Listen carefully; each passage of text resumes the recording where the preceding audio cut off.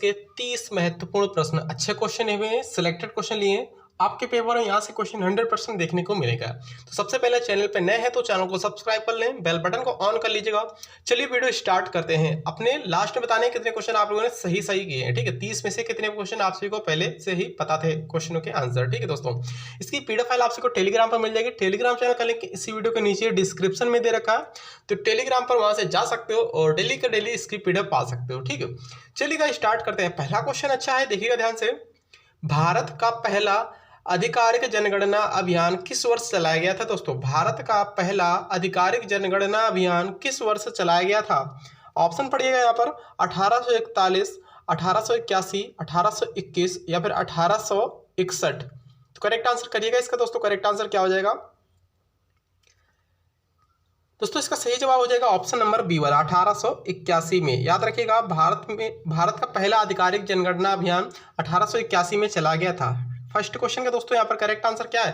First question का right answer option number B वाला, ठीक दोस्तों। इस समय पूछ लीजिएगा दोस्तों, यहाँ पर इसके गवर्नर कौन थे? इस समय इसके गवर्नर कौन थे? तो क्या क्लिक करोगे बताओ? इस समय इसके गवर्नर कौन थे? जब 1881 में पहली बार आधिकारिक जनगणना हुई थी तो इस समय गवर्नर कौन थे? क्या क्लिक करोगे? तो दोस्तों यहाँ पर बात करें यहाँ पे गवर्नर की, दोस्तों इस समय गवर्नर थे लॉर्ड रिपन, ठीक दोस्तों। प्रत्येक 10 वर्ष के अंतराल में यहाँ पे 10 की जनगणना आरंभ की गई थी 1881 में। याद रखिएगा, नियमित जनगणना भी इसे बोलते हैं, ठीक है दोस्तों, लॉर्ड रिपन के कार्यकाल में। और प्रत्येक 10 वर्ष के अंतराल में नियमित जनगणना यहाँ पर स्टार्ट कर दी गई थी 1881 से। चलिए अगला क्वेश्चन देखिएगा ध्यान से, क्या क्वेश्चन बना है देखिए दोस्तों। क्या क्वेश्चन? सेकेंड क्वेश्चन अच्छा है। संविधान में संशोधन करती, दोस्तों संविधान में संशोधन कौन करता है? रक्षा मंत्रालय या फिर प्रधानमंत्री कार्यालय या फिर संसद या फिर आपका भारतीय प्रतिभूति और विनिमय बोर्ड? तो दोस्तों सेकंड क्वेश्चन का करेक्ट आंसर क्या हो जाएगा? इसका करेक्ट है ऑप्शन नंबर सी वाला, संसद करती है। याद रखिएगा क्या करेक्ट है दोस्तों? ऑप्शन नंबर सी करेक्ट है, संसद, ठीक दोस्तों। भारतीय संविधान में शक्ति दोस्तों संसद के पास होती है कि संसद, मतलब कि भारतीय संविधान में संशोधन करने की शक्ति संसद के पास होती है, ठीक है। याद रखिए, संशोधन करने का जो दोस्तों ये प्रक्रिया है किस देश से ली गई थी? दक्षिण अफ्रीका से ली गई थी, ठीक है। ऑप्शन नंबर यहाँ पर करेक्ट है सी वाला। दोस्तों बात कर ले रहे हैं भाग कौन से भाग में आता है दोस्तों? भाग 20 भाग में आता है, याद रखिएगा। अनुच्छेद कौन से अनुच्छेद में आता है? 368 में आता है, ये भी आप सभी को याद रखना है, ठीक है। संविधान में संशोधन करने का प्रावधान दोस्तों दक्षिण अफ्रीका से लिया गया है। भाग पूछ ले तो भाग 20 में है दोस्तों। अनुच्छेद पूछ ले तो अनुच्छेद 368 के तहत यहाँ पर संशोधन हो सकता है संविधान में, याद रखिएगा। करेक्ट आंसर है ऑप्शन नंबर सी वाला। अगला क्वेश्चन देखिएगा, थर्ड क्वेश्चन इंपॉर्टेंट है। राजेंद्र प्रथम किसका पुत्र था दोस्तों? क्या क्लिक करोगे?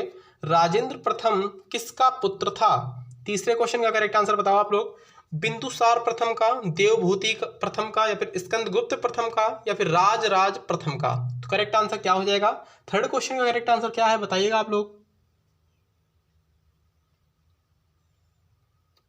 तो दोस्तों करेक्ट आंसर इसका ऑप्शन नंबर डी वाला हो जाएगा, राजराज प्रथम, ठीक है ना। याद रखेंगे, राजेंद्र प्रथम किसका पुत्र था दोस्तों? राजराज प्रथम का था, याद रखेंगे। करेक्ट आंसर दोस्तों इसका जा रहा है ऑप्शन नंबर डी के साथ। अगला क्वेश्चन देखिएगा, फोर्थ क्वेश्चन देखिए। वृहत हिमालय में स्थित एक ठंडा रेगिस्तान है, कौन सा दोस्तों? लद्दाख, सतपुड़ा, अरावली या फिर विंध्याचल? लद्दाख, सतपुड़ा, अरावली या फिर विंध्याचल? वृहत हिमालय में स्थित एक ठंडा रेगिस्तान है, कौन सा दोस्तों? तो दोस्तों चौथे क्वेश्चन का करेक्ट है इसका ऑप्शन नंबर ए वाला, लद्दाख है, याद रखिएगा। करेक्ट आंसर इसका क्या है? ऑप्शन नंबर ए करेक्ट है, लद्दाख। याद रखिएगा, सबसे ठंडा यहाँ पर है ये रेगिस्तान, याद रखना है, लद्दाख। चलिएगा अगला क्वेश्चन देखा जाए। अगला क्वेश्चन क्या बना है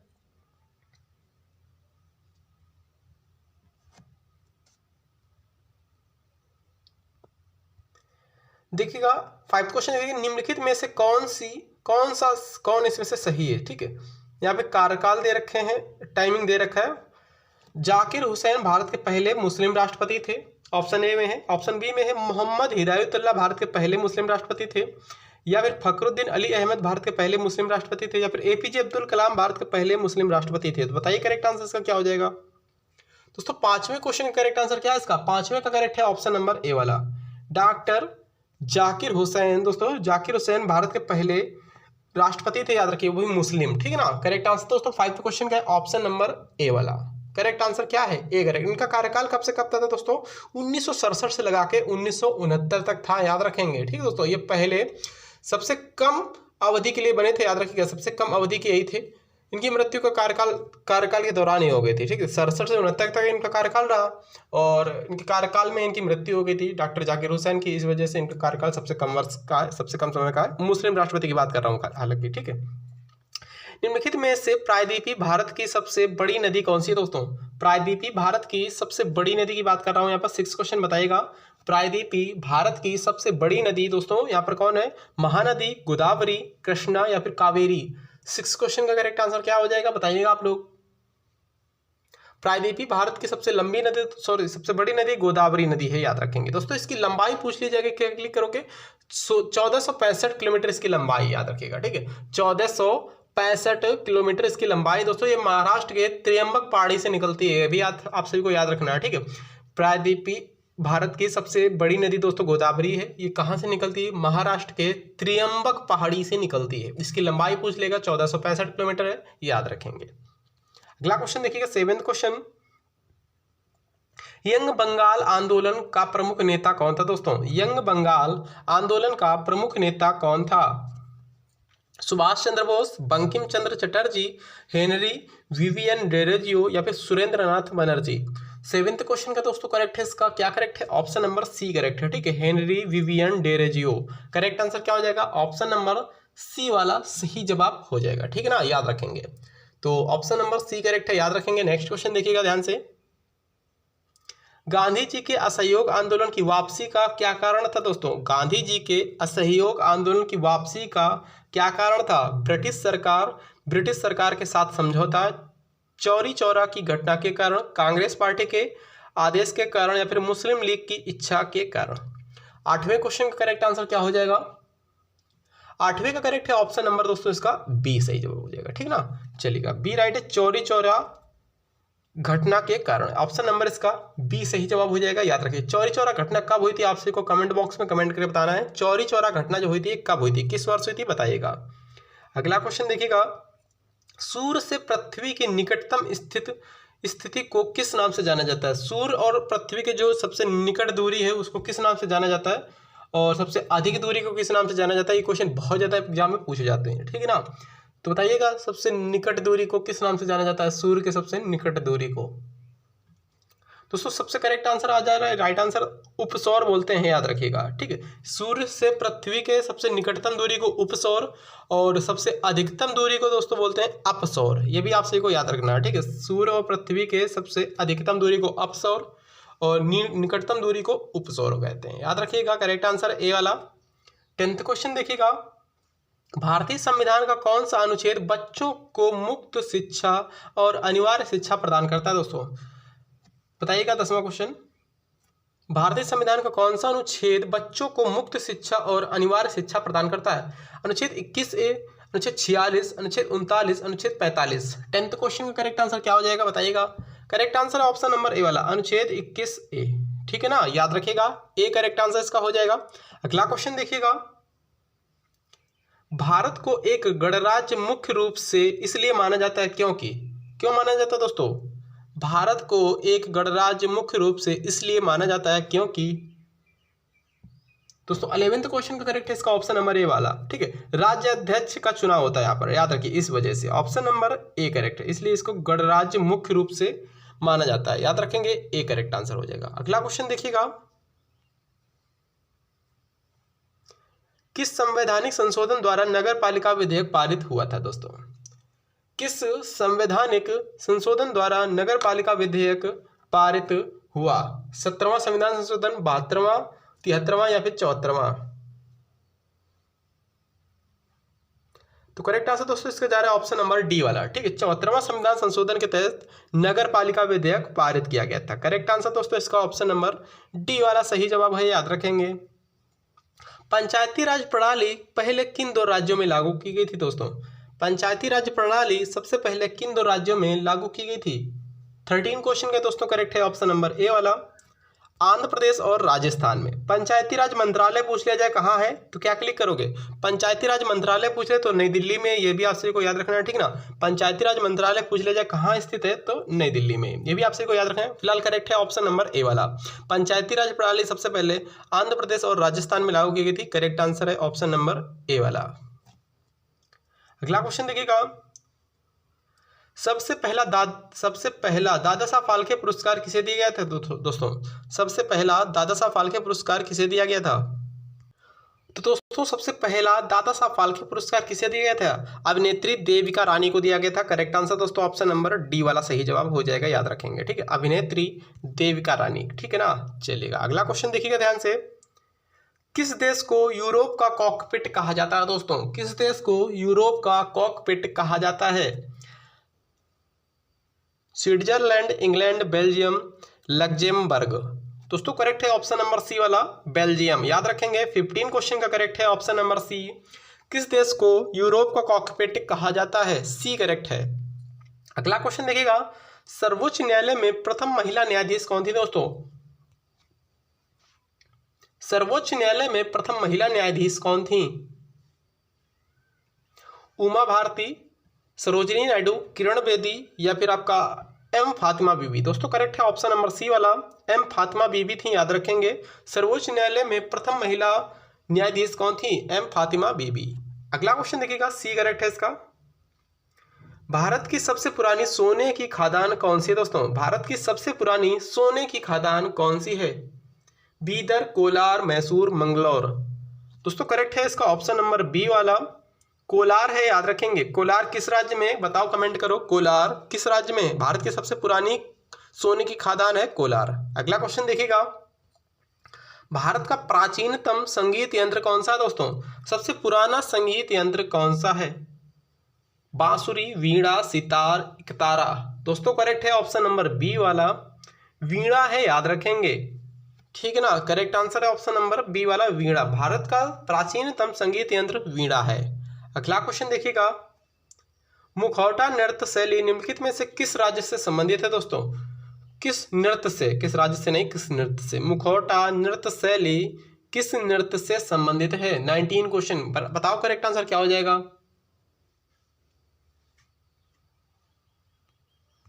तो दोस्तों इसका करेक्ट आंसर 19 का हो जाएगा कथकली। कथकली जो कि ऑप्शन में है नहीं, ठीक है ना, याद रखिएगा।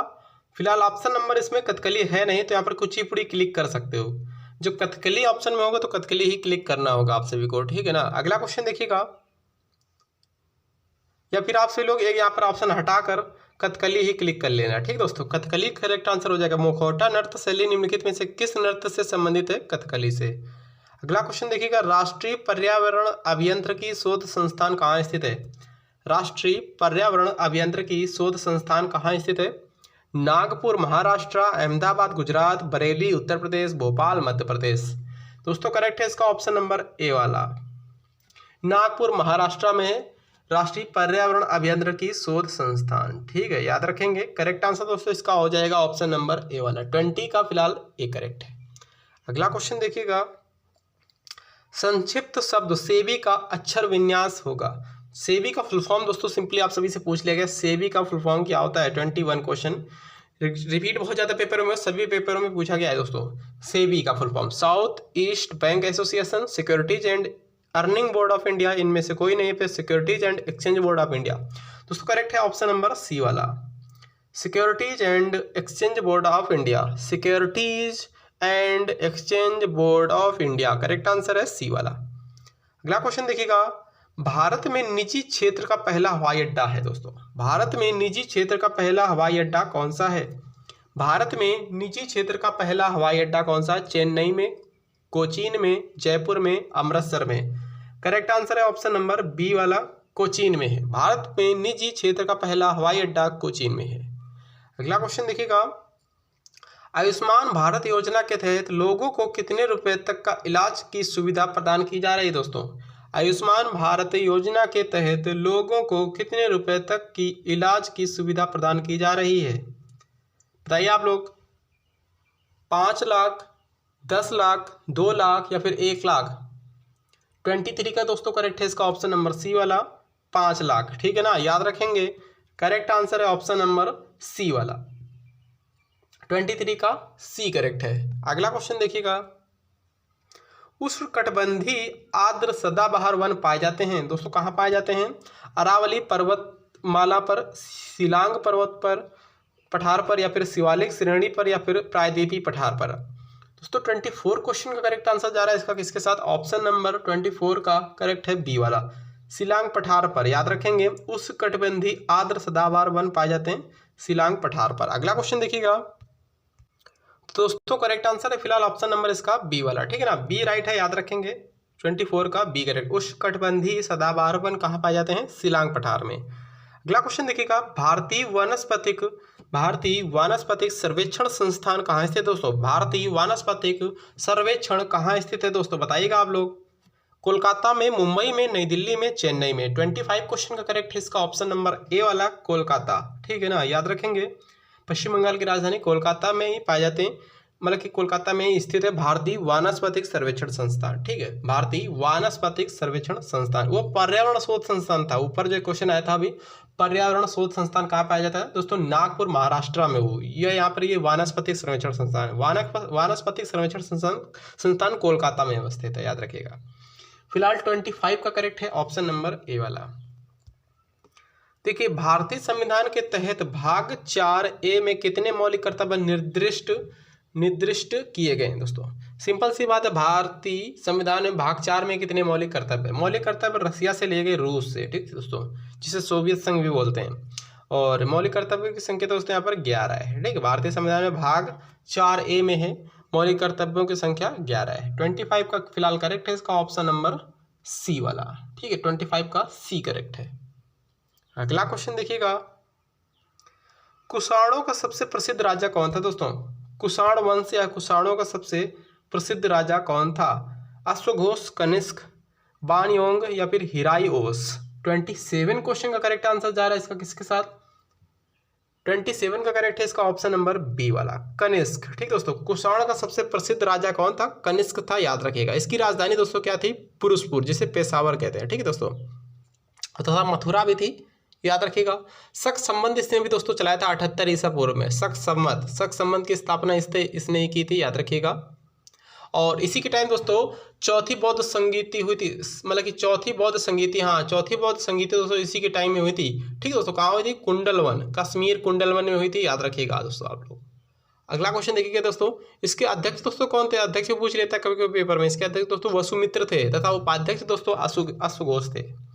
अगला क्वेश्चन देखिएगा, निम्नलिखित में से कौन महमूद गजनवी के दरबार से संबंधित थे दोस्तों, महमूद गजनवी के दरबार से कौन संबंधित था, इसमें से उत्बी, फिरदौसी, अलबरूनी या फिर ये सभी दोस्तों, करेक्ट है ऑप्शन नंबर डी वाला, ये सभी थे।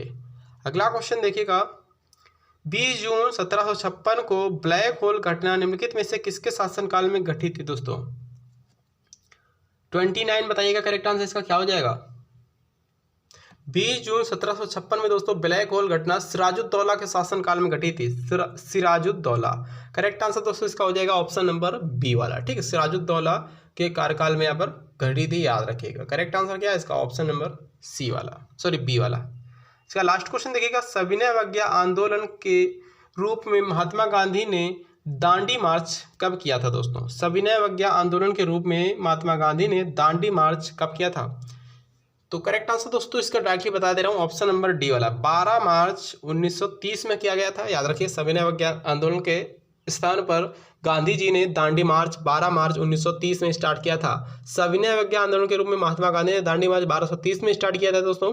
दांडी मार्च दोस्तों साबरमती आश्रम जो अहमदाबाद में साबरमती आश्रम के जगह से स्टार्ट किया गया था दोस्तों। यहाँ पर 78 अनुयायी थे दोस्तों। 78 अनुयायी के साथ गांधी जी ने 6 अप्रैल 1930 में गांधी तट से यानी कि गुजरात पहुंचकर कानून तोड़कर नमक बनाया दोस्तों। ठीक दोस्तों, कानून तोड़कर नमक बनाया, इसे सविनय अवज्ञा आंदोलन कहते हैं। 6 अप्रैल 1930 में सविनय अवज्ञा आंदोलन, याद रखिए अभी आप सभी को। तो दोस्तों यहाँ पर आप सभी को वीडियो कैसा लगा कमेंट करके बताइएगा। मिलते हैं नेक्स्ट वीडियो में। थैंक यू, जय हिंद दोस्तों। और वीडियो को लाइक सब्सक्राइब शेयर यार कर दिया करो आप लोग।